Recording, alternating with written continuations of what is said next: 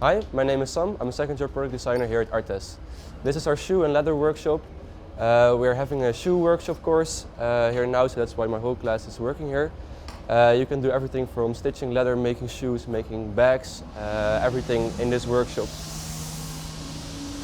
So here we have our main sewing machines, and this is used to make shoes and leather bags. It takes a course to use it, so you get a course from someone that's specialized in making shoes and working with these machines to make sure you handle them well, and it's free of charge. We have sanding machines, so you can rework your shoes after they're done. A glue table, this is where we glue all our stuff with contact cement. Then our main working table, all the materials are here. You can work here, have a chat with each other while working. Some more sewing machines, some different types, so you can use whatever you want.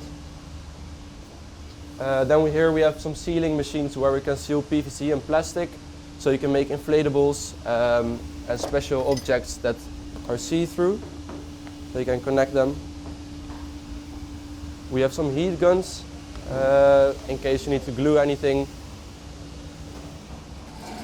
A saw, some more sewing machines, and then a pattern cutter for your leather, which you can have all different patterns for and put them under the machine.